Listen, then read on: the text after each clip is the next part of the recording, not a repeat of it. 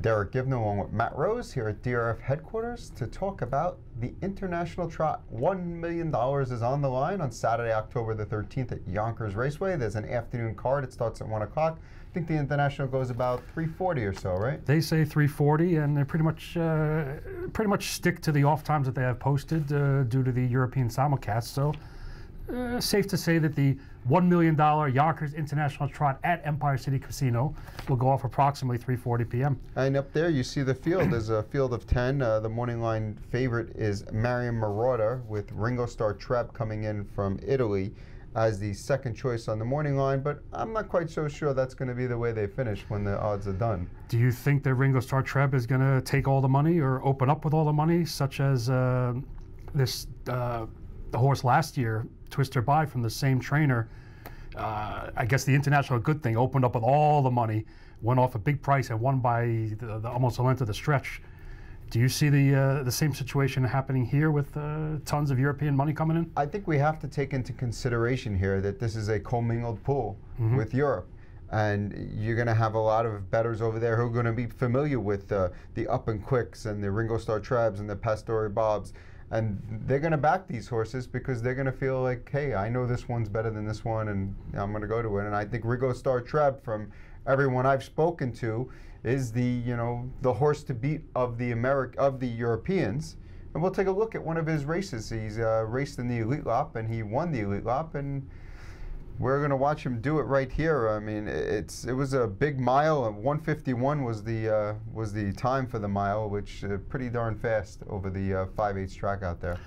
So you see him, basically confidently handled taking over the lead, and some line shaking from Will Powell, and he gets the job done. And beating Propulsion here, who was a top, basically the top, or one of the top few horses out in Europe. And since then he had a little issue. He had an injury and didn't race for a long time. Came back on September 26th, and he made according to his driver, he was telling me he made a wide move on the turn and made a break.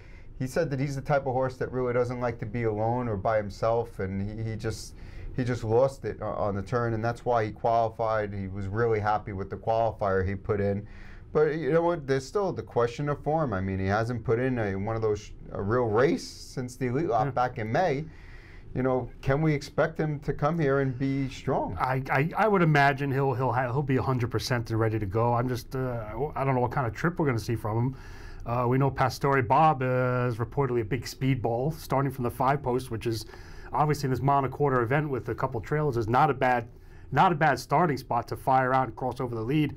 Marauder has tactical speed from the rail, but not the fastest from the gate. The U.S. entrant to Ariana G, first time on a half-mile track. How cautious does Yannick Giwner have to be just to keep it together going into that barreling to that first turn? Well, with the second tier, you got to assume that Yannick might be leaving. I mean, listen, he leads a lot. He's got a horse with some speed. You got to assume that he might be going in this spot. I can see what you're saying with a couple of trailers. I guess if you don't try to step over the two inside horses, you could get absolutely buried away 7th, 8th, and 9th even, depending if any outside horses take a shot, which is more than possible. But the 8 also, Razzi Bocco, another Italian entrant, is supposed to have tons of speed, though we know how hard it is to leave from post 8 out here. Let's take a look at Pastore Bob, who raced in the Sundsville Open. And we're going to take a look at the start of the race just so we get an idea of how quick this horse is off the gate. And you see him, he's left with the gate basically to the front there. Yeah, he fires to the lead and basically kind of hits the brakes or backs out. As soon as he gets the lead, he's already starting to rate. And he's still in the lead when we get to the top of the stretch, but he's not going to quite get the distance here. But the distance was well longer than the mile and a quarter they'll go on Saturday. Well, obviously, like I said, the mid-pack post 5, and a ton of early speed clearly work in his advantage, where he can certainly set up a live trip. And while he might not be my top choice, he's definitely going to be on my tickets. If you notice, the horse that won that race, if you look at the past performances lines, is Milligan School, who's a U.S. horse, who went over to Europe. So obviously Pastore Bob has got speed. He's going to show it. Another one of the Europeans that's interesting is Up and Quick. He's a 10-year-old. He raced in a race called the Hugo Albergs Memorial that we're going to take a look at. And also in that race was Pastore Bob. It's interesting. Pastore Bob has parked the whole entire mile here, Propulsion's going to go on and win this race, but Up and Quick's going to close nicely from the back. Yeah, it was a nice close. I mean, nothing outstanding. It looks like he trotted over some tired and rough trip horses. It's interesting to see that the local Yonkers driving king, Jason Bartlett, gets a crack in the International Trot here with what can be considered a live horse from a live post. You got to give that horse a little bit more credit, only for the fact that you got a driver that knows the track versus a foreign driver coming in to take the lines. Yeah, Jason Bartlett obviously has a hometown advantage. You could say the same for Scott Zeron. Brian Sears is in this race. Tim Tetrick is in this race. Yannick Gingras in this race. Obviously, these guys can have an advantage over the European drivers tactically, but you got to have the horse as well. And I'm not sold that Up and Quick is as sharp or as good as some of the other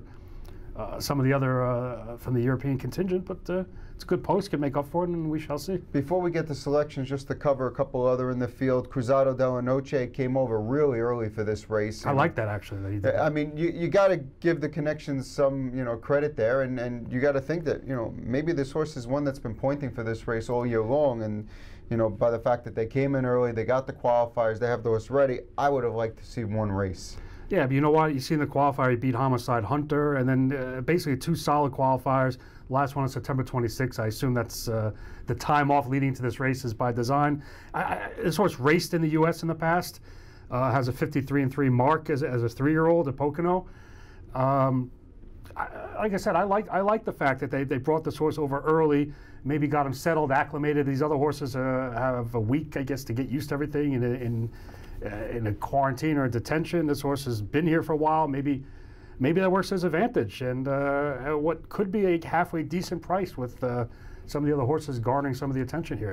Another one I'm going to have in my tickets, I think. What's interesting is, we talk about Mary Marauder, Ariana G, but Will Take Charge is every bit as fast as those 2 horses when he's on his game. I mean, he got burnt up in a speed duel last time, 53 2.5, made a break to start before. Before that, he was at Yonkers and picked up a win in the open handicap.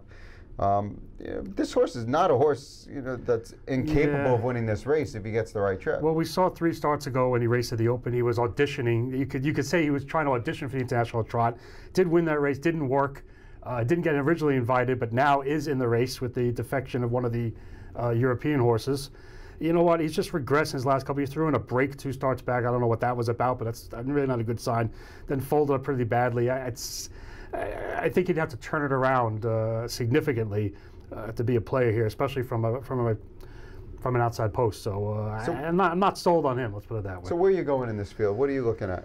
I'm kind of in agreement with you where Ringo Starr Treb, I think, is going to take a bulk of the money, and unlike last year where that European commingle money was spot on, as you saw Twister Bride take every penny and just crush the field, I think Ringo Starr Treb, does he have something to prove just coming off a qualifier? I think so, and I don't think there's going to be much value there. It's hard to settle on a top choice. I think I am going to settle on Mary Marauder.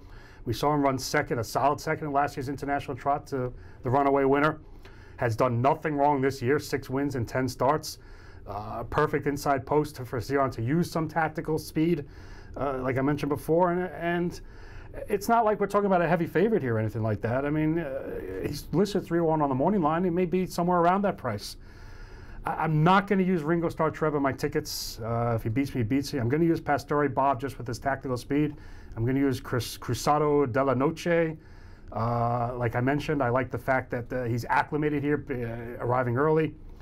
One horse I was looking at maybe is Lionel to throw in there, but as you mentioned to me earlier, the second tier, he might get buried, that might do him in. You got to think Ariana G, Ringo Starr Treb, Pastore Bob, all those horses could be leaving because they don't want to get stuck in too much traffic. Which means that Lionel might get buried, which means I guess he's off my tickets. I'm not going to use Ariana G, first start on a half-mile track. I'm not that confident. I'm going to go with Mary Marauder. We know what he's capable of. We know what he can do, and maybe I'm going to throw him in maybe an exacta box, a 3-horse box, Pastore Bob and Cruzado della Noche, assuming they'll both be halfway decent prices. And as you can tell, I'm not 100% confident or sold on anyone here. I'm coming into this race as kind of like a blank slate, like a lot of other people are. But that's what makes the race so interesting and exciting. And I'm actually on board with you with Mary Marauder, and I'm on board for a few reasons here. One, you saw how well he raced last year versus a complete killer in Twisted By. And to me, Mary Marotta is a much more well-rounded horse this year than he was last year. He's grown up a lot from 4 to 5. You know, I think he's got the experience he needs.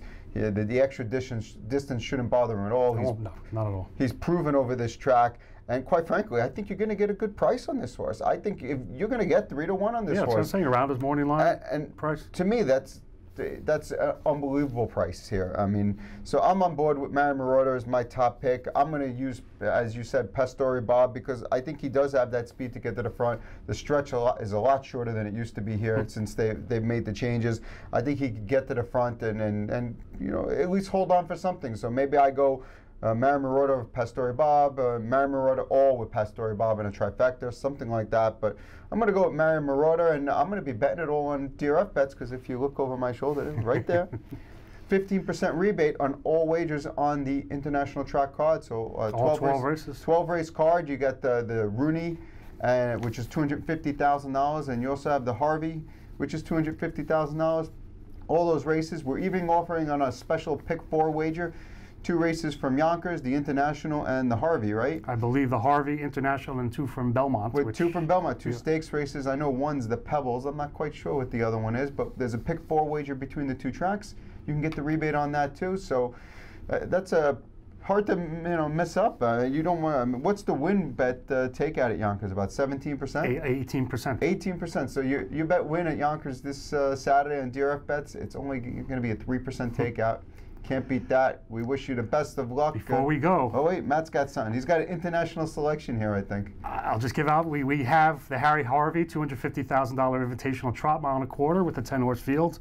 I'll give out Homicide Hunter, not wow, no shocks there. You're like a genius. Overcomes the second tier and wins. And then we have the Dan Rooney Invitational pace. We didn't even mention the McWicked versus Lazarus.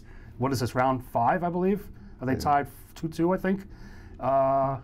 I don't know. Thanks. I honestly Dynamite don't drop in there. Thanks, I Derick. can tell you that I thought Lazarus raced his best effort yet of the year Anyway, last year, and he finished second. Great race, McWicked, Lazarus, and hometown favor, home field advantage with a bit of a legend. Speedy Nuclear Dragon from the rail. It's going to be a great race.